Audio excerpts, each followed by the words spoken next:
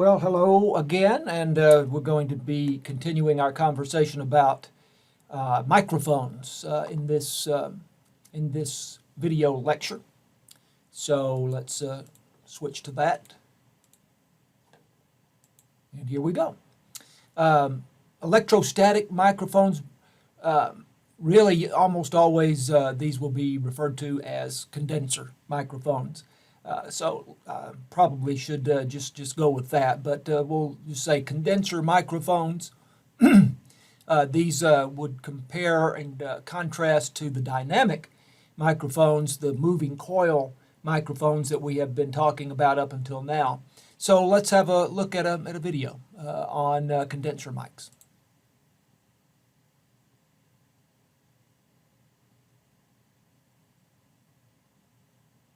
Human Care is more than health insurance. It's a partner who listens and acts, only from Humana. This is what it's like wearing regular shoes. No all-around support. And this is what it's like in Skechers' new Arch. Greetings, Earthlings. Today I'm going to explain the differences between a dynamic and a condenser microphone and help you decide which one's right for you.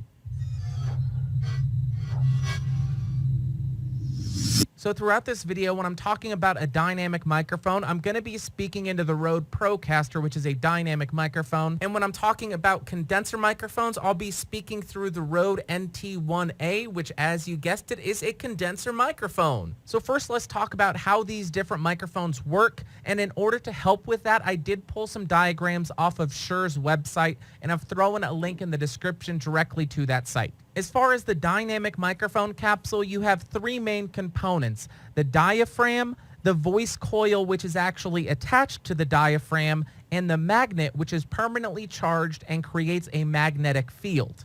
So this is what we've been talking about already with respect to dynamic microphones, and sometimes called moving coil microphones, but he's about to start explaining how the condenser microphone works in comparison. So how this works is when sound waves hit the diaphragm, that actually vibrates the voice coil. And with that movement of the coil within the magnetic field, it converts the audio signals into electrical signals that can be interpreted by your audio interface or by your amplifier. The condenser microphone also has three main components: the diaphragm case, which just holds everything together, the diaphragm, and the back plate. And I should note that this design is known as a capacitor, or it used to be called a condenser, which is why they're called condenser microphones. So when this capsule is charged, it generates an electrical field. And as sound waves hit the diaphragm and it moves closer and farther away from the back plate, this translates the sound signals into electrical signals. And just another note, there are two different types of condenser microphones: a standard condenser microphone, which does require phantom power to actually charge the capsule, and an electret condenser microphone, which actually has a permanently charged microphone capsule. And since I said that, some of you are probably thinking, well, if the electret condenser microphone has a permanently charged capsule, why do I need phantom power? And that's because all condenser microphones have circuitry in them that allow them to work with standard microphone inputs. So regardless of the condenser capsule you have, at the very least, that circuitry is going to require some voltage to work. Now, okay, I'm going to pause him there, and he's just made a very important point about condenser microphones, and that they require some sort of power, whereas the dynamic microphones do not. There's another video there. You can watch that if you want to. I think it would be good, but I'm going to move on. So that the diagram here basically is showing the same thing that he was showing in the video there, in particular about the back plate, and then a space between the back plate and the diaphragm, and this area in here is where the sound is processed, so to speak. And you see here it is powered by, in this case, a battery. There's a little preamp that is within the microphone, and that is the main way in which it is different than the dynamic microphone. Again, a very thin diaphragm here and a rigid back plate separated by that small airspace. And this together, these parts are called a condenser. And voltage in the airspace is charged by the movement of the diaphragm. Again, the voltage is made possible by the power supply there. A preamplifier is required to amplify the signal. Power is required for the preamplifier, usually from a battery, which is what you see in this diagram, but also phantom power. And phantom power is basically power that comes from a control board or the mixer. Either way, the microphone requires some kind of power supply. Electric condenser microphones, and these are also known as lavaliers, or sometimes we would refer to those as body mics even. They are slightly different in design from other condenser mics, but they still do require a battery to operate the preamp. So again, we have to put a battery into those, into the power pack there for those microphones. And those are used a lot in television production. If you've had some TV production courses, chances are you have encountered these and you know that they do require a battery. Also known as body mics, lapel mics, also is another term for this. I'll show you a video. This is not really so much on how they operate, but gives you a little helpful tip or two in making the best use of these mics.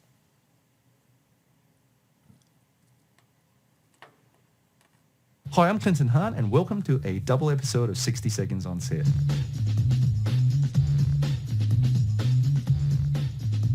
Lavalier microphones are perfect for close miking and are typically used for dialogue. You can pull a pretty good sound without much technique, but in these two episodes I want to talk about application tips, tricks and rigging solutions to really help you get the most out of your microphones. Today I'll be using the Smart Lav from Rode Mics. First, mounting solutions. These include clips, vampire clips, and camera or even gaffer tape. Clips are often the easiest and quickest method to attach a mic to your talent. Vampire or Viper clips are generally used to secure the mic to a t-shirt as an alternative, and tape is used for additional security and serves as another method to both mount and conceal your microphone. When a lav is visible, use the broadcast loop, also known as the newsman's loop. Let's look at this particular method. Secure your mic to the clip and loop the cable back into the clip itself and position the cable between clip and the fabric. Dress the remainder of the cable behind the talent's clothing. To eliminate cable noise, form another small loop just under the mic capsule and secure it with a small piece of tape. Remember, looping cables also acts as a strain relief. So that's a helpful little tip, and it's something that if you didn't pick it up just from watching that one time, you can go back and watch it again. And you might Google newsman's loop for lavalier mics or for lapel mics and be able to study that more. But that's a useful thing. The condenser mic characteristics, they are very sensitive. They provide accurate sound reproduction. But because they are sensitive, announcers need to back off a little bit from them. You remember we saw a video on the Electro Voice 635, I think, the dynamic microphone that the fellow was blowing harp into, or harmonica, and just blasting it, and it was handling that all that audio level with ease. Well, the condenser mics would perhaps not hold up to that as well. So they are much more sensitive. May pick up the sound of air conditioning or control board switches, floor vibrations. So let's have a look here at a comparison of dynamic versus condenser microphones again.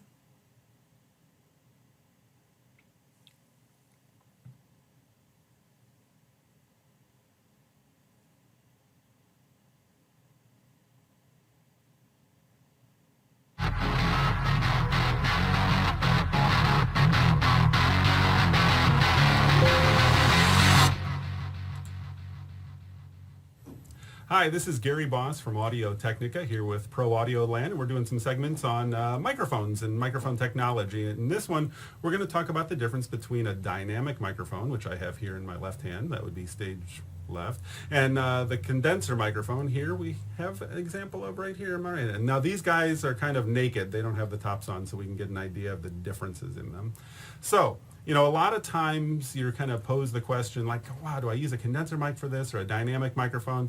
I'm going to kind of maybe uncover some of the reasons you would use one over another. First of all, dynamic microphones like this guy, what are they good for? Well, they're durable as all get out. Because of the nature of the design, it's a very rugged, robust design. The diaphragm material is a little thicker and more robust. They really handle ridiculous amounts of sound pressure level, or SPL. In fact, so much so that we don't even have the capability of testing max SPL on the dynamic microphone. So they'll just pretty much handle whatever you throw at them. But the problem is, because of that diaphragm material is so thick and heavy, it tends to respond a little slower, so it's heavier, it's more mass, so it's kind of harder to move. Also, it's because it doesn't have an amplifier in the microphone itself, they tend to be a little less sensitive, so they don't have as much output as a condenser microphone. So keep that in mind, and then we're going to get into applications. Now, on a condenser microphone, it's quite the opposite. We have this very, very thin film that we've kind of gold deposited, and it floats above this back plate. And it's very, very light, so it's very easy to move with just subtle breaths.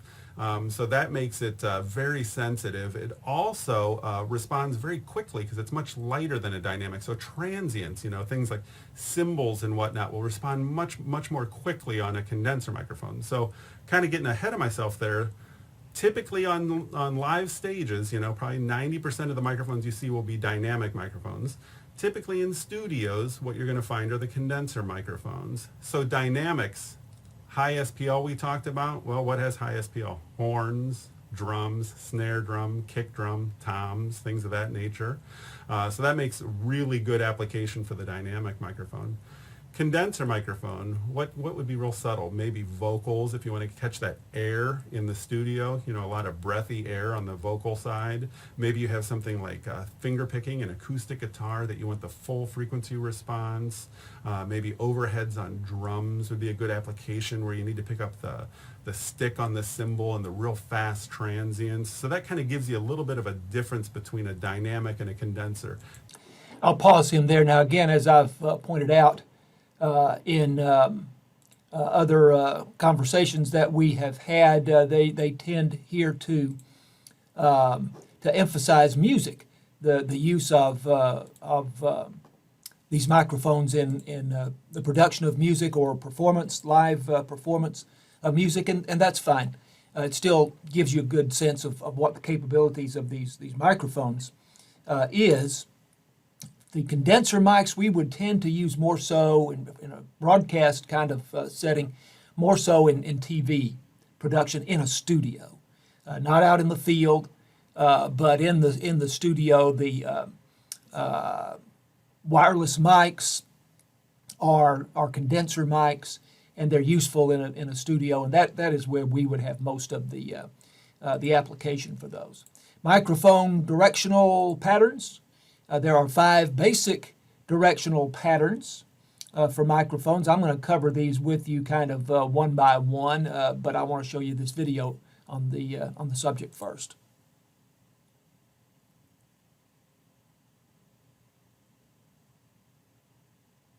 Does anyone know what a polar response pattern of a microphone is? You know, who'll know? Tell us, Mr. Audio. Just as cameras have close-up, medium, and wide-angle lenses, microphones also vary in the way they capture sound. The polar response pattern measures how a microphone picks up sound in all directions. A mic that picks up uniformly in all directions has an omnidirectional pattern. A mic that picks up front and back, but not the sides, has a bidirectional or figure-8 pattern. A microphone that picks up almost exclusively from the front has a unidirectional or cardioid pattern. The term cardioid comes from the word meaning heart, as in cardiologist, since this pattern is heart-shaped. The majority of mics used in studios are cardioid, since engineers prefer to aim the mics at what they want to record. Within the cardioid family, there are the subcategories of supercardioid, hypercardioid, and ultracardioid. Picking a mic with a proper polar response pattern can help you get the results you want. Thanks, Mr. Audio. Okay, so very good. That gives us a pretty good overview. Omnidirectional microphones pick up in a 360-degree pattern, so all the way around. There's no particular directional pickup on those. Again, that Electro Voice EV635, kind of all-purpose dynamic microphone we looked at is an omnidirectional mic. That's a good example of that. Bidirectional, kind of as the name would imply, picking up basically on two sides. Really, we don't use these all that much in broadcast uses for television or radio. The cardioid is the standard type mic, and it is directional, and that pickup pattern is kind of shaped like a heart, and so that's why they call it cardioid, because cardioid is a word that refers to the heart. This is also called unidirectional, most sensitive in the front and least to the rear, and you'll notice a big difference once you move off of a mic like that, off to the side, any direction, any distance at all, you'll notice a big difference there in the pickup of the microphone. Strongly directional patterns block unwanted sound.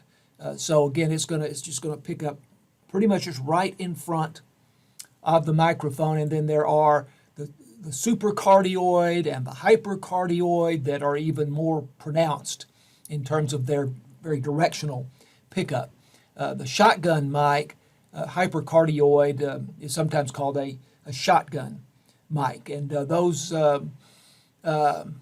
in the past, I don't know about so much now with video cameras, but for mini cams and the cameras that used to be used in television production in the field, they would almost always be supplied with a shotgun mic, which is very, very directional. But it's not as good at picking up sound from a distance as a lot of people think it is. Students tend to rely on that too much and think that it's going to pick up real good sound from 15 or 20 feet away, and really that's not the case. It does block out, if you will, sound from the side, and it is focused very much in front. But most of the mics that you would see in a radio studio especially would be cardioid. So I've already covered this somewhat. Mics do not reach out to capture sound. So that's not correct. The pickup depends on the sound pressure of the source and the background sound. So the sound pressure is basically the volume, the force with which sound is directed into the microphone. Directional or cardioid mics do not enhance sound waves from in front of the mic. They reject sound from the sides, or just basically do not accept sound from the side, so everything is in front. And then I've already talked to you about the shotgun mics and how they work. Microphone connectors, this may be very familiar to you. The XLR is a very familiar connector. This is, as you see it there, it's cylindrical, has the 3 pins on as we say, the male plug, and then the 3 holes there on the female plug. So that is, and that's a very, very common, maybe the most common microphone connector that we use, and especially in the broadcast field. 1/4-inch plugs like that. Occasionally you will see those used for microphones. More typically that will be used for a headphone, but occasionally for microphones. So microphone cable care, this is very interesting. You want to use a natural looping of the cable. You don't want to wrap up a cable very tightly. Never wrap cable around your bent arm or in a tight figure-8 pattern. So you'll see people wrap it around their arm like this, or they'll wrap it in this figure-8 and kind of almost wad it up. And then if you've ever tried to then open a cable like that to undo a cable and use it, if it's been done that way for a long time, it's going to be very tangled and hard to use. So if we will not do that, especially from the beginning, then it will be much easier to use, and it will roll out very easily and lay flat, and be a lot easier to use. Avoid twists and kinks that damage the cable or keep it from laying flat. So I'm going to show you now a video on the best way to roll cable. And this is important for anyone that works in the production area especially. And that at one time or another is probably everybody. So let's have a look at this video. I will stop this a time or two. Okay, today we're going to learn how to properly roll a cable. In this case we have a microphone cable. Pointing the cable away from me with my thumb also pointing away from me. I'm going to take my other hand, my right hand, and point the thumb the same direction. I'm going to draw back. I'm going to put a slight spin on it, just turn that in, and the thumbs are still pointing the same way. And that is the way most people would loop, make that loop. But what he's about to show you is different, and most people would not do it this way. So it's a matter of alternating between these two methods of looping or rolling up the cable. Over. Now I'm going to point my thumb the opposite way. So look how his palm is facing up, and the back of his hand is toward the floor. So and the palm is facing the ceiling. And now he's going to turn his wrist inside. He's going to make this move like that with his hand and turn that cable inside. So it's basically an outside loop and an inside loop, alternating. So watch what he does here. And notice again that his palm is facing up. As I draw back and turn it. And this is under. See how it comes inside? So that's under. Thumbs together. And again, that's the normal thing that you would do. That's what anybody would do. But it's the next move that is a little bit unusual. And he will put he'll put the back of his hand toward the floor, palm facing up, and then he's going to turn his wrist and his elbow sort of to the inside on this next loop that he makes. Over, thumbs apart, under, thumbs pointing the same way, over, thumbs pointing apart, under, thumbs pointing the same way, over, thumbs pointing apart, under. So that idea of the thumbs together and then thumbs apart is another way of thinking about this. I'll play the rest of it. Over, under. And that's a roll. Okay. So now when he throws that out, or the next person comes along to unwind that cable, it'll roll out very easily. It will not tangle. It'll lay flat, and that will be true if they will continue to do that for as long as that cable lasts, and that may be for many years. Then it will be easy to use. There's another video on this that is also helpful, and it's I think maybe a little more entertaining, so you might want to watch that one as well. But that's a useful thing to know. So we'll leave it at that on this discussion about microphones, and we will see you next time.